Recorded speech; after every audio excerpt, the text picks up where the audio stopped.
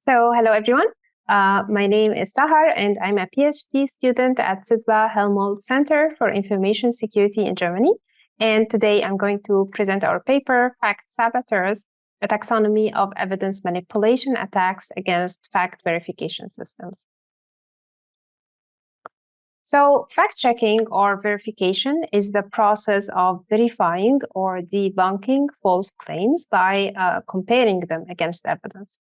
So this task is very essential and crucial in order to limit the dissemination of disinformation and fake news. And it's already an established practice in journalism with many existing fact-checking organizations. However, this task is essentially manual, which of course makes it harder to scale given the amount of online misinformation. Therefore, in recent years, there has been an increasing interest within the academic NLP community in order to automate this task. And some fact-checking organizations already started to develop early prototypes in order to assist the manual fact-checking process. So now the goal of this work is to proactively and systematically study potential attacks before large-scale deployment. So this is a brief overview of the process of automated fact verification, how it might look like. So starting with a claim, we first retrieve relevant evidence from repositories such as Wikipedia. Then we verify the claim with respect to the retrieved evidence. So in this work, we assume an adversary that automatically tampers with the online evidence in order to disrupt the automatic fact verification process. So, for example, they might aim to plant misleading evidence, an AI-generated misleading evidence, in order to flip the classification from contradicting to supporting. On the other hand, they might aim to camouflage or hide the relevant evidence by, for example, inserting perturbations or replacing the original evidence with an alternative paraphrase or rewriting that's less conclusive or more vague. So these two targets, which we call planting and camouflaging, are inspired by previous manual manipulations incidents to Wikipedia, for example, in order to remove information or edit certain sentences in order to convey a certain message. So now with easily accessible and powerful AI models, we argue that this process of automatic manipulation could now be more easily done at scale. So in order to study this threat, we first start with a systematic exploration of the threat model. So spanning these two targets of evidence planting and camouflaging, we propose attacks that vary in their assumptions about the attacker's constraints, such as how much they can edit the sentence or evidence repositories, and also the attacker's capabilities in terms of models available to them to launch the attack, and also their knowledge about the victims' models and datasets. Starting from this threat model, we compute different permutations of these threat models' dimensions, and then we propose technical methods in order to satisfy these specific permutations. This was even before the launch of ChatGPT and other recent LLMs. However, we highlight here that our conceptual taxonomization of the threat model is generalizable to future technical methods and can be used to guide future attacks. So now with recent LLMs, we argue that the threat now is more pressing because, as I will show later in the rest of my presentations, these attacks could be more easily done with recent LLMs.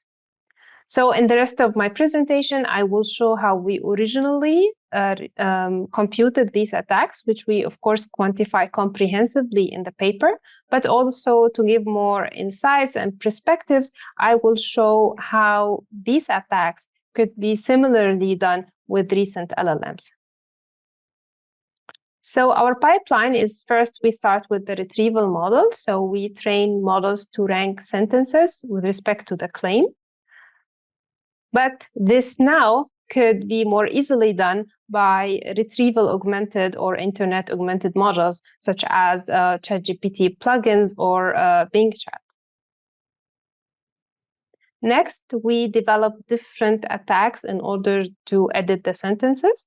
So, for example, we develop an attack in order to rewrite the evidence such that it will now support the claim instead of contradicting it.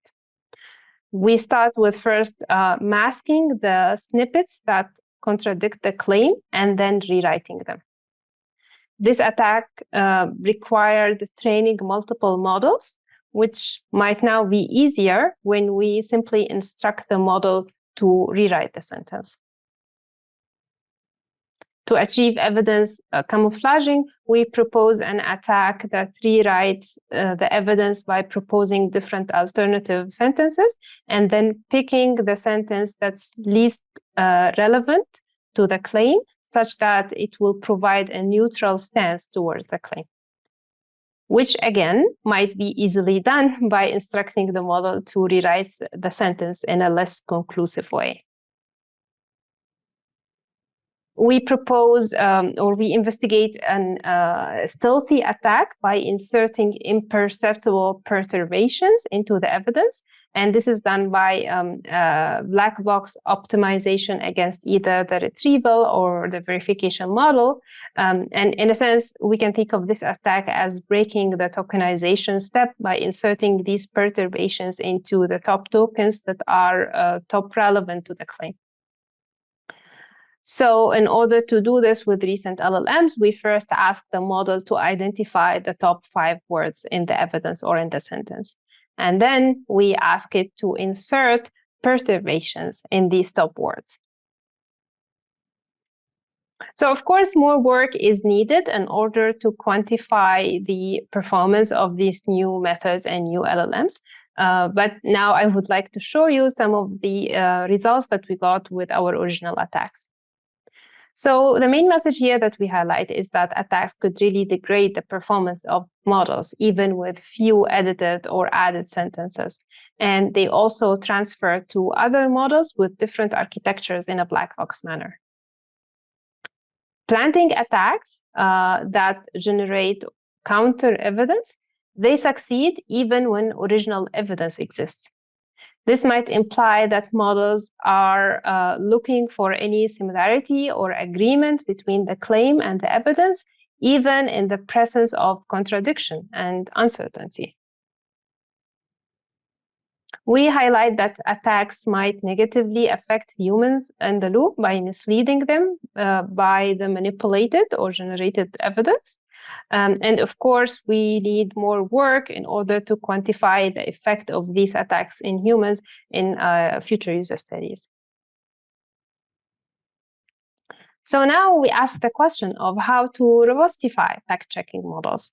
And for that, we identify 2 directions that we deem promising, and they are also inspired by professional practices in fact-checking. The first thing that we argue that models should rely on diverse and multiple sources while modeling features such as their credibility and biases. The second direction is to detect the manipulation in the evidence itself or verify the evidence itself. An example of that would be to detect any inconsistency between different generated snippets in order to exploit the tendencies of these models to hallucinate. I would like to conclude with a final note. While fact-checking models might not be employed in practice yet, search engine LLMs are deployed in practice, and they show similar risks to what we have originally discussed in the paper. So recent incidents show that Bing Chat might cite sources, might cite AI-generated misinformation that were generated by previous models. So we argue that LLM-augmented search engines, they now also need to incorporate robust fact-checking principles as well, similar to the ones that we outline here in the paper. If you are interested in this topic and would like to know more about the security risks associated with LLM integrated applications, I invite you to check out our recent paper on this topic. So thank you so much for listening. If you're interested, you can find more details and experiments in the paper. We also share our datasets and our setup. And of course, I will be very happy to discuss more. So if you have any questions, please feel free to reach out. And thanks again. Thank you so much.